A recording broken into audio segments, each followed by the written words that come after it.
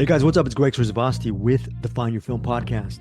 The last podcast episode that I did was back in early March. It says on the feed it was March 4th was my last episode. So that's apologies for being out of the loop, at least for this podcast for the last 3 months.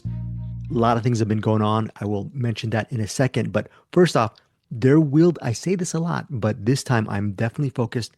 I have moved to a different part of the house.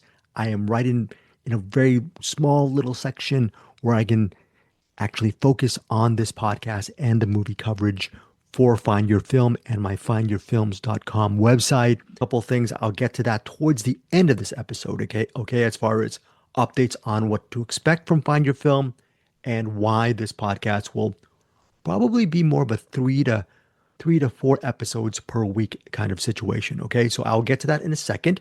But for this specific episode, I interviewed, and apologies for the mispronunciation, Hariharasudhen Nagarajan. He's a filmmaker, okay? But his day job, he's an electrical engineer. And he is also an aspiring filmmaker. Not even just aspiring, he's made a movie. That movie is called Tether. It is a drama that's 85 minutes, and it makes its world premiere at the Dances with Films Festival starting Sunday, June 22nd. So this installment for Find Your Film is actually timely because the world premiere I'm recording this on Saturday. The world premiere again is on Sunday, June 22nd at 6:30 p.m. Pacific time. I will leave a link where you can actually see a couple links where you can see information on Tether and also information on the Dances with Films Festival screening of Tether. And who knows, maybe from that, you'll actually see more Dances with Films shorts and movies that are playing at the fest as well. All right, so what is Tether about? Here is the official plot summary. I'm going to read it off the press release. Quote, when Leonard, played by Nick Giedris, a grieving dad haunted by his daughter's death in a school shooting, seeks solace in reconciliation with his wife, he crosses paths with Gerald, played by Ben Burton, the clinically depressed ex-school resource officer who froze during the incident and is blamed for not helping avert the disaster. As their paths collide and their downward spirals converge, what darkness will their encounter unleash? And in the press notes, Nagarajan shares that, quote, as an immigrant who's called the U.S. home for nearly a decade, poured everything into building a life here, I dream of marriage, kids, a future, but that dream comes with dread. The people in charge haven't made this country feel safe, and that fear lingers. Tether is my letter to America, a plea to its leaders. Do better before this nightmare becomes my story too. Speaking of stories, the movie Tether is written by Angus Hovoras, and also starring in the film are Laura Faye Smith, Joanna Cretella, Sophia Dawson, and Ariel James. I saw the movie, indie film made for a low budget, but even with that, I specifically say during the interview, I really enjoyed Hari's visual composition for this independent project. It is dialogue driven, and the good thing about it is within its 85 minutes, it didn't feel I hate to say it didn't feel boring or static. And what a lot of indie driven films where it's just talk, it's usually fixed on a certain image or a static image, and it's very boring to look at visually. But I mentioned this, and Hari talks about it during the interview, is how he actually approached each of his scenes from a different vantage point, from a visual point. So it's a very promising film from Hari, and I really enjoyed Tether. Even though it was dialogue driven, it did not feel like a play. You actually get into the mindset of Leonard, the grieving dad, and what he's going through. And you also get to see the POV of his late teenage daughter in Tether as well, which is very interesting. And you get to see Gerald, the ex-school resource officer. You get to see his situation, which isn't very good as well. It's just both of these men are in a suffering state, and it's what happens when they actually collide with each other. Do they become friends? Do they become enemies? Is violence heaped upon either of them? Check it out. Check out Tether again, Sunday, June 22nd, 6:30 p.m. And then obviously most of you won't be able to make it who are listening to this podcast. But the good thing is the link to the film will be in the show notes for Tether. Very interesting conversation with Hari, and he's a very honest and candid interviewee, electrical engineer, full-time gig, and he still managed to make Tether. That's a really great accomplishment. Plus, he really got into filmmaking as early as just pretty much recently, or maybe I'm just an old man because 5 years seems recent to me, but starting in 2020, he really wanted to focus his dreams and ambition to also become a filmmaker. And he actually went to UCLA Extension.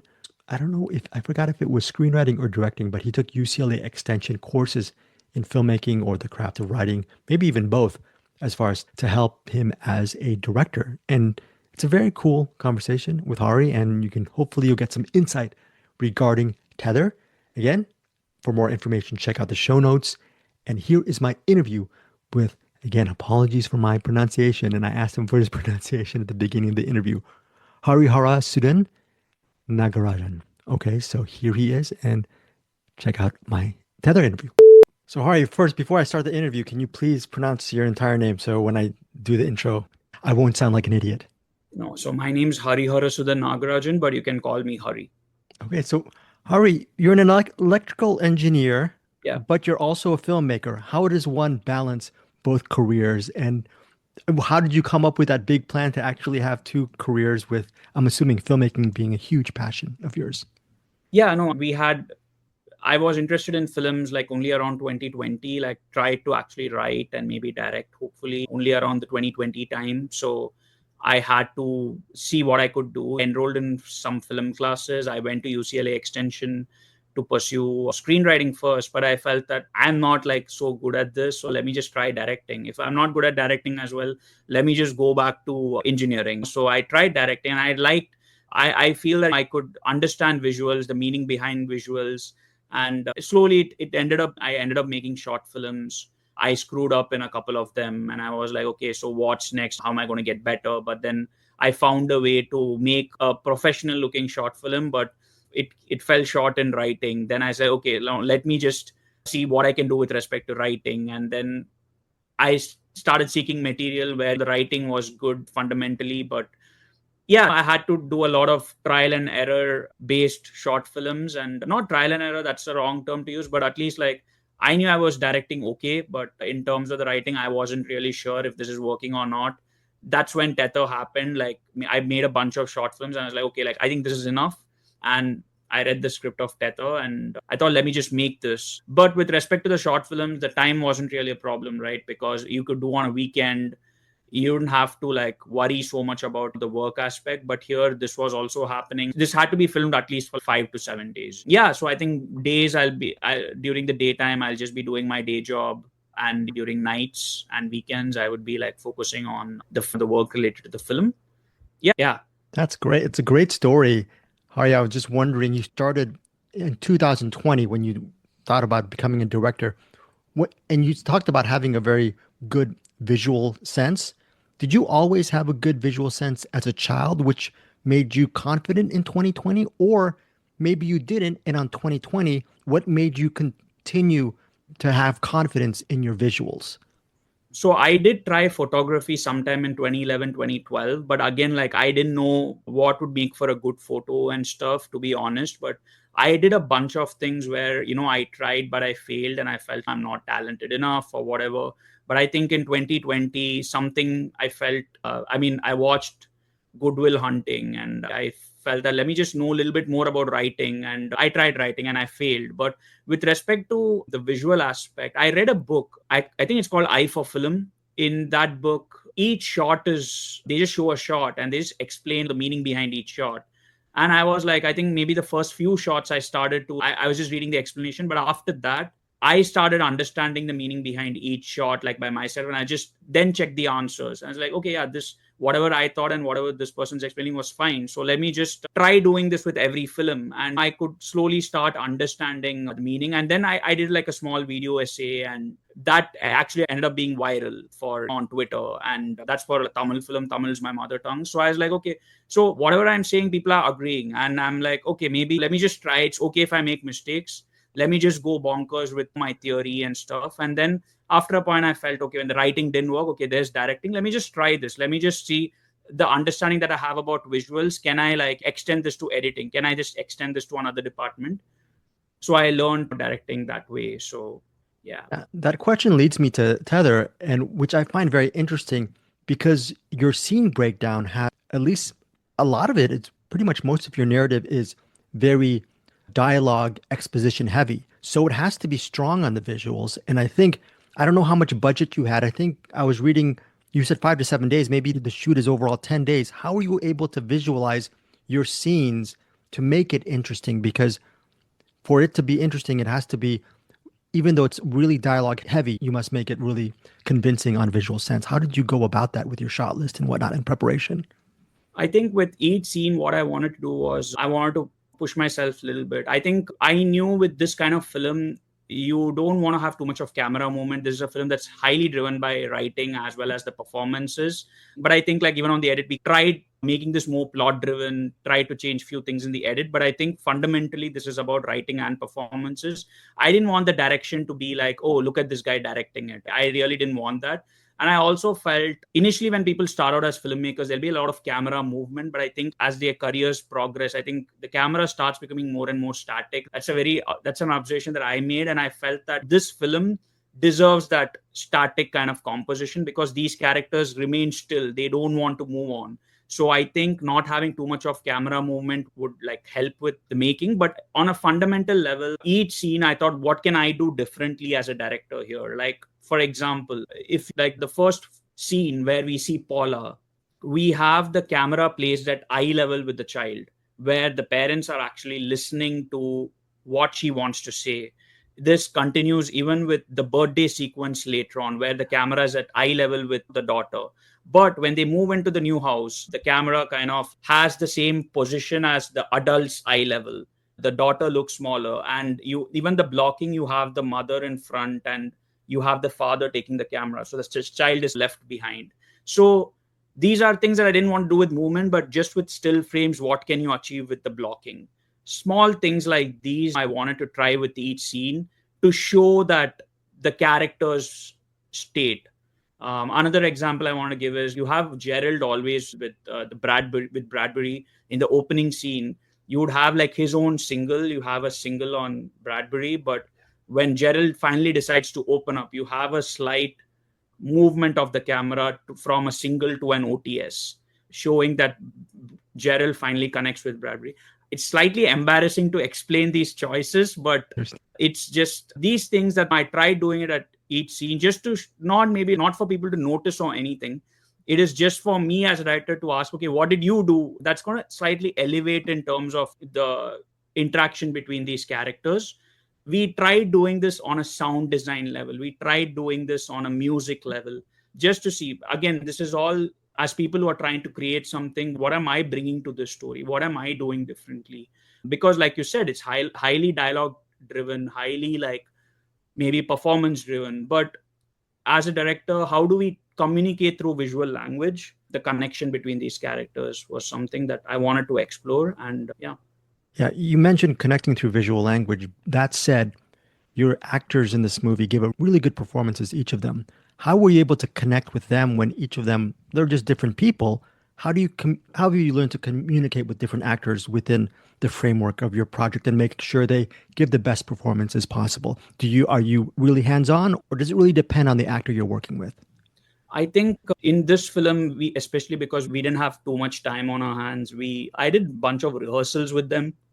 So there was like a reading session with Leonard as well as Amanda. There was a reading session with Bradbury as well as Gerald. So that way, like when they did the rehearsal, they got into the characters. They knew what the scene was about. We just discussed what the scene's about, what's working for them, what's not working for them. We would also go over the blocking and everything. Would there be any movement? Would there not be any movement? stuff like that. Yeah, no, that way when they came on set, they were well prepared. They knew what it was about. So we'll just do like a basic blocking rehearsal on how there's going to be movement in the scene between the actors. And then we'll just go and they'll go and do their makeup. The DP will do the lighting, and we'll then have them arrive on the set and we'll just film it. So it was a very organized process. There was no problem on set at all. Everything that we planned, we ended up doing. No ego, nothing. Like, in terms of just getting the people to act, I think they were all really nice. I think they really understood the essence of the story.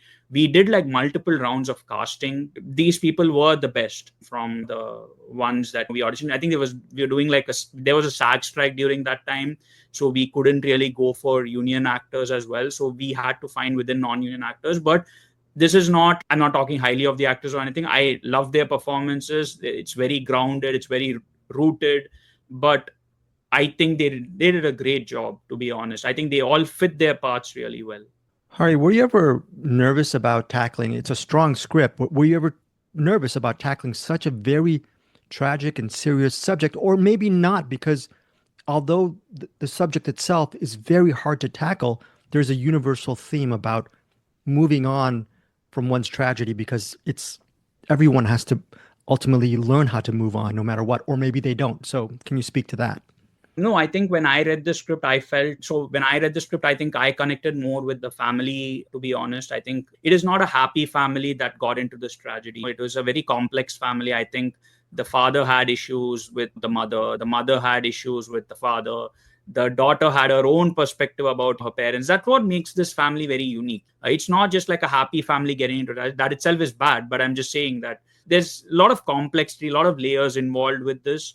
And at that time, I think I connected with it as a third person. But what made this personal for me was I had a roommate with whom I wasn't getting along, like a flatmate who lived across my room. And that person, I think, was 60 years old, if I'm not wrong. And whenever we had these problems, like he would go and complain to the owner. When I complain, he was like, "You're not going to complain about me to the owner." But he went and complained.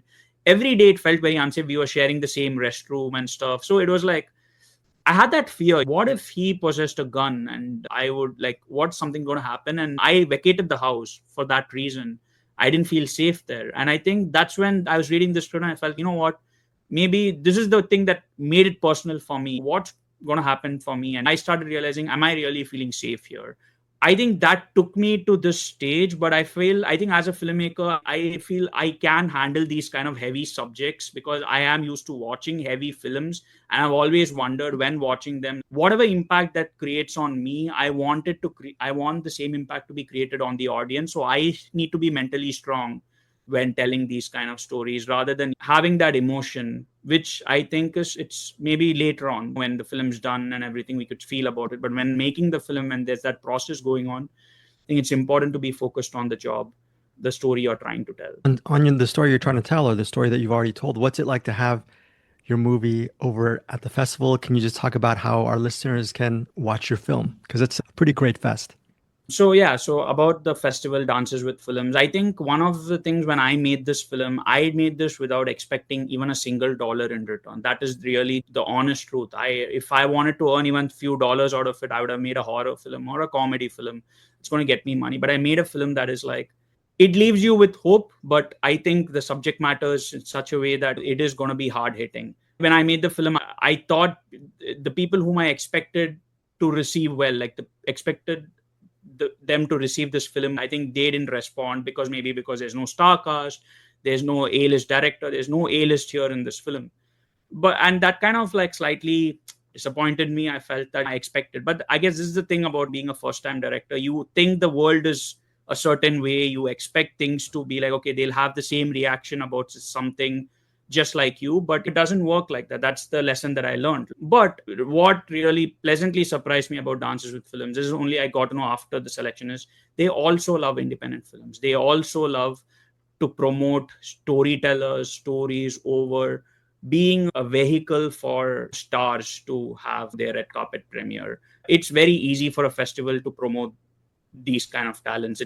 Because that's how the world's heading. People want to have access to stars. People want the normalcy. But I think this festival, they are ready to take risks. They are ready to back people who have different voices. I'm not saying I'm different or anything, but I'm just saying that from the films that are selected, there are 36 world premieres happening on during this Dances with Films. That's an insane number when none of them have stars involved. So that's a great thing. So when their sensibilities and mine match, I feel so confident and comfortable being able to premiere with them. Yeah, so it's going to premiere on Sunday, June 22nd, 6:30 p.m. at Dances with Films at TCL Chinese Theatre. All right. Thank you so much for your time. I have one more question. You mentioned earlier in 2020, you mentioned watching Good Will Hunting and being inspired. For our listeners and watchers, can you name another film that inspires you as a filmmaker to carry on as an artist, and what makes this movie so special for you? So you want me to talk about Good Will Hunting or the other film? Oh, just another movie recommendation that you would like. So I love Social Network a lot because, again, I think it's Sorkin. It's a great script. It's filled with dialogues. But I think what Fincher does so well is he doesn't make you notice the directing in the film, which is amazing. And every time when you watch the film or you watch a reel on Instagram, somebody would notice something about that film. And you're like, wow, okay, so he did this with this film. So there's a lot to learn from that film on how you don't think about the director when watching the film. It's a Sorkin film and it's so beautifully directed. And that's a way, I think that's also a great way to let the writing take the center stage on a film without having the director explicitly showing he did the work, but he actually did a lot of work on that. So that's a film that I always used to like. There was a phase where I was always like, Social Network is the greatest film ever made and stuff like that. But I was like there. So yeah, that phase. And Hari, one more thing. Just thanks again for your time. With all the work that you put in for Tether, how much more encouraged are you to direct your next film? Has it really propelled you to keep on continuing your directing career? Definitely. I'm obviously encouraged to I'm trying to now. I did do directing, but I think the phase after the film where it was in post-production and submitted to festivals, I was getting restless. And obviously I didn't have the money to make another film, right? So I wanted to start writing and I started writing stuff. And I'm writing a bunch of Tamil films, like Tamil is my mother tongue. There's an Indian industry in India. So I'm trying to write a bunch of Tamil films. So that's the process that's going on right now. Yeah. So at this moment, but here right now, if I was to get, I think I'll be more comfortable directing in US because I'm not so well versed with the culture here. But with respect to Indian films, I want to keep going as an artist in some form. So I think learning to write or trying to write every day is giving me that feeling of doing something every day, being able to contribute something. So, all right. Thanks again. And congratulations on Tether. Thank you so much. Okay, guys. So I'm back. Hopefully you'll get to look up Tether down the road. And for the Find Your Film podcast, one of the big reasons why, two big reasons why I've not been posting episodes here on Find Your Film is each week I am busy with cinematics, working with Bruce Perky and Eric Holmes to cover all of the, as many under the radar films that we can cover on a given week. There are so many movies coming out, and our main focus on cinematics, I would say about 80 to 85%, is to cover under the radar indie driven films basically like Tether. So I've been busy with them the last several months, just working on cinematics. But also, actually, the biggest reason is, like I said at the beginning of this episode, I stopped posting on Find Your Film early March, like March 4th or 5th. And then a couple of days later, I started on trying to lose weight. At March 6th or 7th, I was 206 pounds. And as of this recording, June 21st, 2025, I am 164 pounds. In just several months, April, May, June, in just 3+ months, 3.5 months, I've lost around 40 pounds. So I've been focusing on cinematics and losing the weight. And thank goodness for this. I'm just going to say I've been taking this thing called Zepbound. It's helped me. Google it, look it up, do your own research. Yeah, DYOR, do your own research on this weight loss medication. But a lot of it is just intermittent fasting and working out. And I'm just not eating. I don't think I've had a have I had a cheeseburger in 3 months? My cheat day the last several weeks have been pizzas. I like pizza a lot. So that's every Sunday I have a cheat day. But all that said, I fear once I get off the medication, who knows, maybe I might gain some of that weight back, but I'm just trying to lead a healthier lifestyle at my age. I'm in my I'm in my mid 50s now. So I need to get better if I want to watch more movies and live, hopefully, knock on whatever, knock on this table, that I can live long to watch a ton of movies, a ton of cool movies, and give you guys some value added content here at the Find Your Film podcast feed. And yeah, and moving forward, I said 3 to 4 possible episodes per week. A lot of these will be my interviews that I put on my YouTube channels, but I'm going to put the audio here on the Find Your Film podcast. And hopefully these interviews will give you some value and provide insight on the films and filmmaking. And I'm going to go from there. And hopefully the cinematics community, and then the Find Your Film podcast, all of this will be funneled into my website, findyourfilms.com. So now that I've lost the weight, now that I'm slowly starting to get back to not my regular self was 206 pounds for quite a while, but this is not, I don't even know if it's a new me. It's just a different chapter, hopefully a more productive chapter. I want to actually provide you guys with a lot more movie coverage from these two elements. Findyourfilms.com, my website, the Cinematics podcast, and now hopefully with several episodes a week, it'll be with the Find Your Film podcast. And hopefully you enjoy. How many times did I say hopefully? I gotta edit the hopefully stuff. But yeah, thanks for all your support. Would love to hear if you ever get to see Tether. Would love to hear your thoughts on the movie. And if you have any movie recommendations, hit me up, because I'm all for movie recs. All right, guys, take care.